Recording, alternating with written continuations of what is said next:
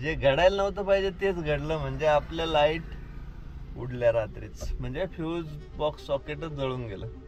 त्यामुळे हेडलाईट पण बंद, अप्पर डिप्पर दोन्ही गायब. दाखवतो ते बघा, दिसते का? पूर्ण मेल्ट झालं. आता हे खोलतच नाही बघा.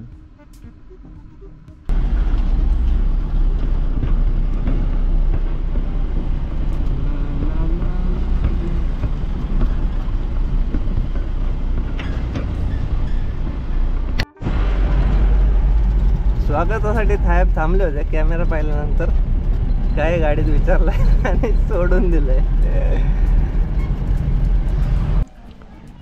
पुणे टू रामनगरा, कर्नाटका डिस्ट्रिक्ट म्हणजे बँगलोर. तर मित्रांनो, हे आपल्याला बुकिंग भेटलंय विलसाईवरतून. आज आपण कन्फर्म केलंय. संध्याकाळी 7 वाजताचं लोडिंग आहे दिघीमधून भोसरी. तर गुड आफ्टरनून मित्रांनो, जय शिवराय आणि सगळ्यांना श्री स्वामी समर्थ. तर मस्त अशी कोचिंगची सिरीज केली. 2-3 दिवस घरीच होतो आणि फायनली आज मंगळवार असून आपल्याला बुकिंग झालं आहे कन्फर्म. तर हे बुकिंग आता जे मी सांगितलं ते कन्फर्म केलं आहे विलसाईवरतून.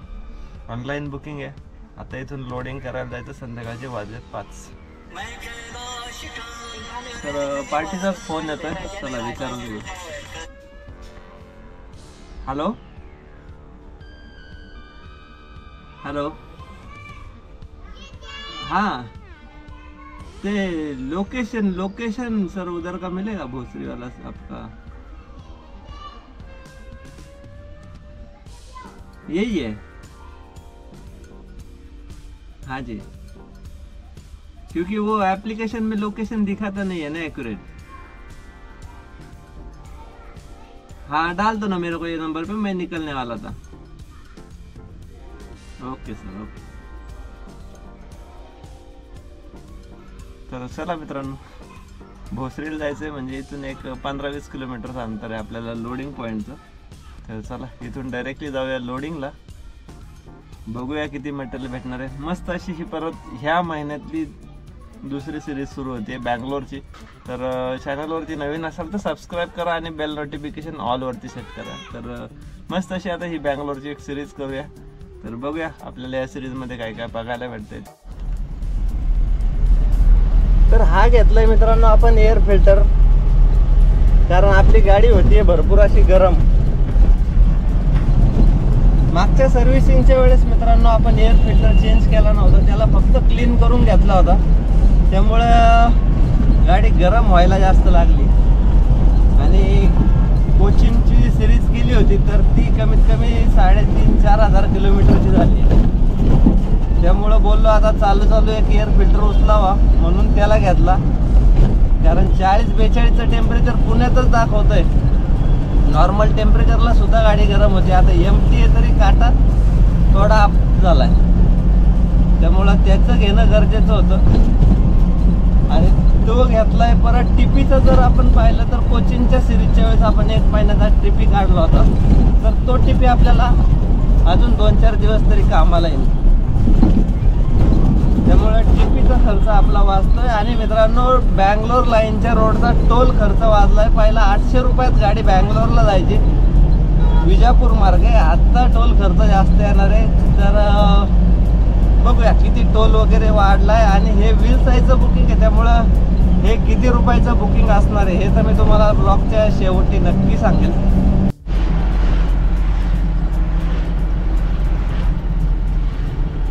कसं साऊथ स्टाईलचं डिझाईनचं मंदिर बांधलंय की नाही. तर पोचलो मित्रांनो आपण मॅगझिन चौकामध्ये. इथं पुढे 400-500 मीटरवरती मॅगझिन चौक आहे आणि त्याच्या अलीकडंच आहे आपण थोडं. कारण आपलं जे पिकअप लोकेशन आहे ते इथंच आहे. इथून थोडे गौशाला संपल्याच्या नंतर राईट दाखवत आहे. भोसरीतली गौशाला, भरपूर अशी मंदिर आहे तिथं बघा. नाही तिथं मंदिर 2-3 होती, इथं पण आहे. आदिशक्ती मुक्ताई माता, त्यानंतर विठ्ठल रुक्माई, स्वामी समर्थांचा मठ पण आहे. चला स्वामींच्या आशीर्वादाने आपल्या प्रवासाची सुरुवात करूया. श्री स्वामी समर्थ. पुढंच लोकेशन आहे. समोरचीच मित्रांनो कंपनी आहे जिथून आपल्याला गाडी लोडिंग करायची आहे. ते मटेरियल आहे मित्रांनो AC चे डकची जी लाईन असते ना व्हेंटिलेशनची, तर तिचे ते बरेचसे आयटम्स आहेत. तर बघूया, आता थांबायला सांगितलं आपल्याला बाहेर. तोपर्यंत गाडीची ताडपत्री पण मारून घेतली. चल दाखवतो. सिंगलच ताडपत्री मारली आहे, फक्त पॅकिंग झाकण्यापुरतं केलं आहे. बाकी नवीनवाली ताडपत्री काय टाकलेली नाही, कारण ते मटेरियल भिजलं तरी काय नाही, ॲल्युमिनियमचं आहे. आणि इथं बघा डायनोसॉर. चला घेऊया गाडी लोडिंग करू. चला लोडिंग चालू आहे बघा. कसं बसणार आहे काय माहीत नाही, कसं बसवते ना आता ते पण माहीत नाही.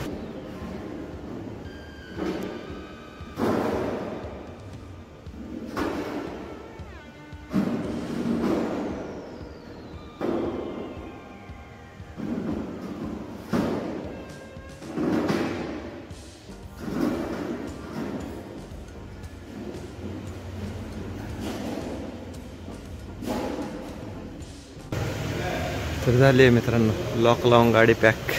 हे भेटले इनवाईस ज्याची व्हॅल्यू पार्टीने दिले 49,560. म्हणजे E-way बिल बनवणं टाळण्यासाठी त्यांनी ही E-way बिलला वाचवण्यासाठी ही स्कीम ऑफर केली. हे आपलं लोकेशन पण आपल्याला भेटलं आहे बघा. हे दाखवतंय आता 921 किलोमीटर. बँगलोरचा जो नाईस रोड आहे ना, नाईस रोडच्या तिथंच आहे बघा. हे नाईस रोड आणि नाईस रोडच्या बाजूला आहे लोकेशन. म्हणजे आपला जो जुना बँगलोर रोड आहे ना त्या रोडला आहे. थोडं शॉर्टकट मारता येईल नंतर, तर ते पुढे गेल्यानंतर बघू. परवाचा मित्रांनो डिलिव्हरी टाईम आहे आपल्या ॲप्लिकेशननुसार. तर ॲप्लिकेशन खोलूया आपण आता. ते विल्सायचं हे बघा, हे आहे विल्सायचं ॲप्लिकेशन. OTP आपण एंटर केला आहे आणि ही आपली स्ट्रिप. तर हे असं येतं बेसिक. बरेचसे रेट दिलेले असतात, कोणाला किती कोणाला किती. आणि इथं ट्रिपचा एक ऑप्शन आहे.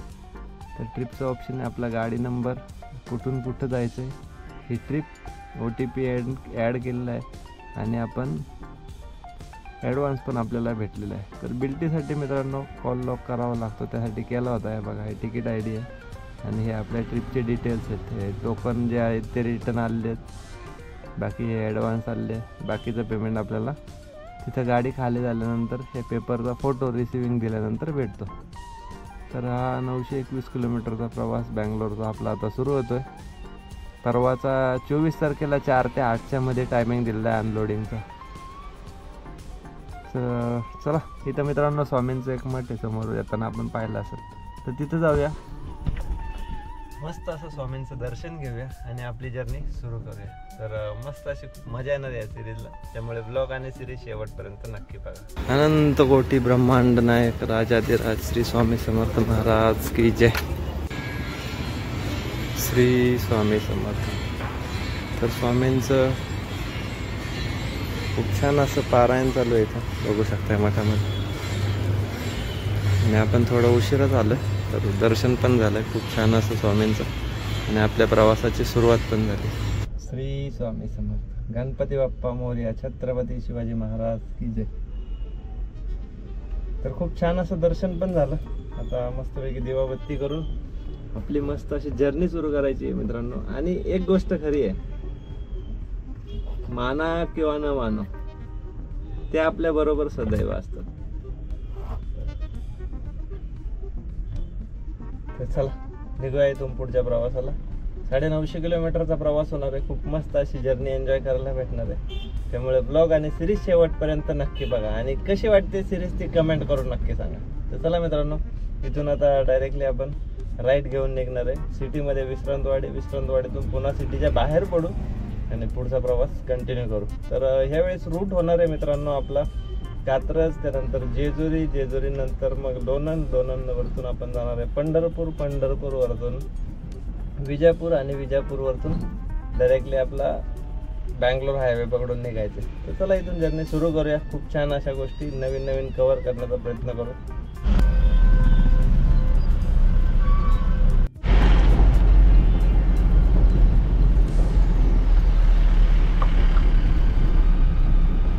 तर 10:15 वाजलेत मित्रांनो. आपण वडकी नाल्याला पोहोचलोय, म्हणजे फायनली ट्रॅफिकच्या बाहेर. पालखी रोडचं काम जोरात चालू आहे मित्रांनो या ठिकाणी. त्यामुळे आहे ना भरपूर टाइम जातो. म्हणजे हडपसर पासून पुढे निघाल्यानंतर ह्या पालखीच्या रोडचं बऱ्यापैकी काम आहे. आणि वरती घाटामध्ये सुद्धा रस्ता वाढवायची कामं चालू आहेत. त्यामुळे इकडे ट्रॅफिक तर बऱ्यापैकी लागतं. ज्यावेळेस आपण पुन्हा सिटी बाहेर पडायचं संध्याकाळच्या टायमिंगला जरी म्हणलं ना तर वाट लागून जाते पूर्ण. तर चला मित्रांनो, आता पहिलं घाट चढून वरती जाऊया आणि मस्तपैकी जेवायला थांबूया. कारण आपण येतानाच आज डब्बा आपण बरोबर घेतला आहे. या मित्रांनो जेवायला मस्तपैकी चपात्या, चटणी, पाणी. जेवण गरम आहे. आता हे गाडी गरम असल्यामुळे जेवण गरम आहे, कारण डब्बा इंजिन वरतीच होता. आणि असं काही प्लॅनिंगच केलं नव्हतं की आपण कुठं लॉंग रूटची ट्रिप फायनल करू किंवा काय 5 वाजता बुकिंग वाजलं, 7 वाजता निघालो. पण म्हणजे आता जायचं निघायचंय तर डबा घेवा. रात्री जर लेट झाला लोडिंगला वगैरे कंपनीत, जेवण पण कम्प्लीट होऊन जाईल म्हणून डबा घेऊनच निघालो. चल मस्त आता जेवण संपूया. तर उन्हाची जास्त गाडी काय चालवायची नाही आपल्याला. परवाची डिलिव्हरी आहे, त्यामुळं उद्या जेवढा कव्हर करता येईल तेवढा कव्हर करण्याचा प्रयत्न करायचा. आणि आज रात्रीत पण जेवढा कव्हर करता येईल तेवढा कव्हर करायचा. म्हणजे झोपायला थांबू, बाकी प्रवास खेचत राहू आणि दुपारी झोपू, जेणेकरून गाडीला पण आराम भेटेल आणि आपल्याला पण प्रवास कम्प्लीट होऊन जाईल.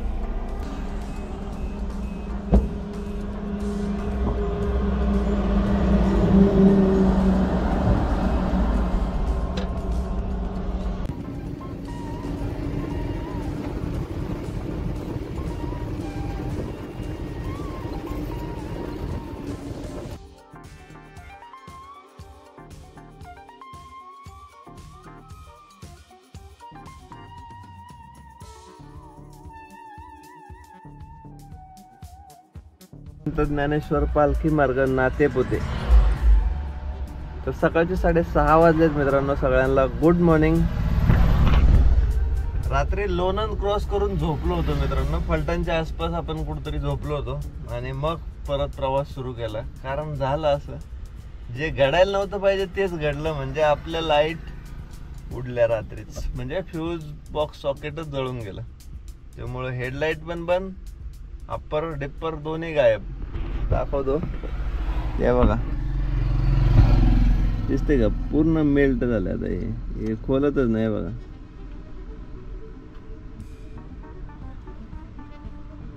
या दोन्ही वायर हॉर्न बिन सगळं बंद. हॉर्नच बंद झाला. तर आपल्याकडे जे हॉलोजन आहेत लावलेले LED, त्याच्यामुळं तर काय फायद्याचं काम झालं. तिथपर्यंत आलो, पण पुढं जायचंय म्हटल्यावर ते आपल्याला लाईट गरजेची होती. रिले येतानाच घेतले होते. तर रिले आहेत पण फ्यूज सॉकेट कुठे? तर सकाळी आमिरला 6 वाजता फोन केला. म्हणलं मी येतो नातेपुत्यात, कोणी चांगलं वायरमॅन असेल तर नक्की सांग. तो म्हणला हाय आपल्या ओळखीचे. तर इथं पोहोचलोय बघा नातेपुत्याच्या कंपनीच्या समोरच. Suraj batteries and electronics. त्यांना पण त्यांनी फोन केलाय. ते दादा बोलले येतो 8 वाजेपर्यंत. आता 6:30 वाजले. 1-1.5 तास आपल्याला टाइमपास करावा लागणार आहे. पण मस्त आपलं रिलेचं काम करून दिलं. नातेपुत्यामध्ये आल्यानंतर बॅटरीची किंवा लाईटची जर कामं असतील ना तर नक्की करून घ्या. तर 11 वाजलेत मित्रांनो. आपण आता जस्ट नातेपुत्यामधून बाहेर पडतोय. हा नातेपुत्याचा मग आपला बायपास सुरू होतो इथं. तर आमिर बरोबर मस्तपैकी चहा नाश्ता केला. आणि ऍक्च्युली आता ते तिथं दाखवता येत नाही आणि काम करताना पण दाखवता येणार नव्हतं म्हणून काय तुम्हाला त्यातलं दाखवलं नाही. तर दोन्ही रिले काढलेत आणि सरळ कटआउट टाकली. आपल्या जे वायरमॅन होते तिथले दादा त्यांनी. आणि म्हणजे ते एकदाच फायनल सोल्युशन निघून जाईल. आता काय परत ते रिले गरम होणार सारखे तर वैतागलोच होतं आपण त्याला ऑलरेडी. चला एक सोल्युशन म्हणून आता कटआउट असल्यामुळे टेन्शन नाही, रिलेचं झंझटच नाही राहणार. तर आलोय आपण मेन रोडला. आता चला टापोटाप रोड आहे, फटाफट जाऊया आता इथून. आंघोळीला मस्तपैकी उमदीच्या आसपास जो आपण रेग्युलर थांबतो त्या पंपावरती नाही ढाब्यावरती, तिथे जाऊन मस्तपैकी आंघोळ वगैरे करता येईल. अर्धा दिवस तर आपला गेला याच्यामध्येच. पण आता तुम्हाला एक दाखवून द्यायचं होतं की हा बघा टेम्परेचर काटा थोडासा वरती यायचा, म्हणजे रेग्युलर टेम्परेचर काटा जो राहतो तो नॉर्मल सीला राहतो, नॉर्मल डेजला बिलकुल थोडा सुद्धा वरती येत नाही. ना आता हे जे टेम्परेचर आहे ना बाहेरचं 12च्या टायमिंगला सुद्धा नाही, तर तो आता जस्ट गाडी चालू करून निघालो त्यावेळेस तो डायरेक्टली अर्ध्यापर्यंत जाऊन पोहोचतो आणि परत खाली येऊन आयडलला येऊन थांबतो की नॉर्मल गाडी चालली. हा रस्ता पण मोकळाच आहे आणि हा थोडा शिवार कसा थोडा पाणथळ असल्यामुळे ना, म्हणजे हिरवीगार शेती वगैरे असल्यामुळे ना अजून मस्त अशी शेती आहे. त्याचा फायदा हा होतो की जरा हवेत पण गारवा राहतो, मग गाडी जास्त गरम होत नाही.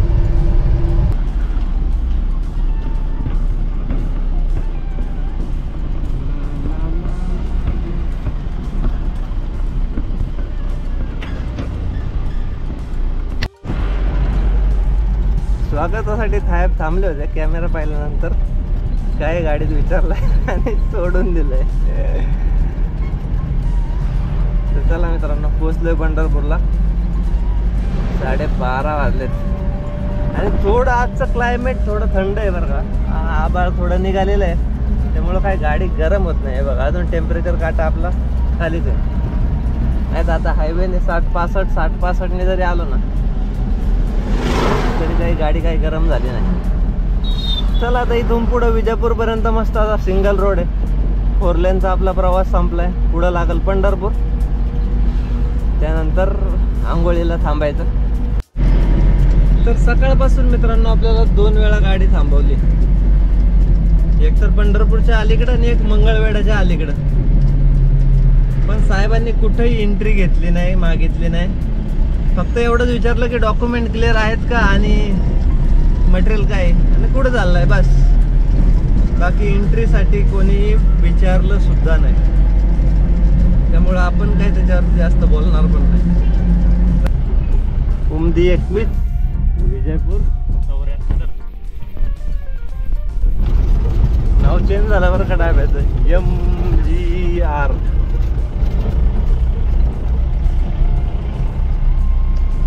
लावूया मस्तपैकी आंघोळ करूया. तर समोरच मित्रांनो हौद दिसत असेल, वॉशरूम आणि हौदची सोय पण आहे चांगली.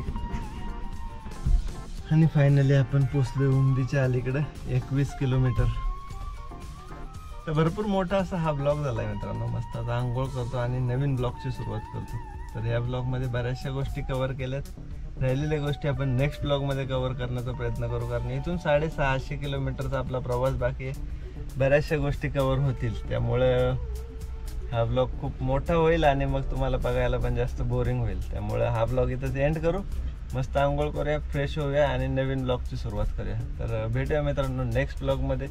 तोपर्यंत काळजी घ्या आणि जय शिवराय.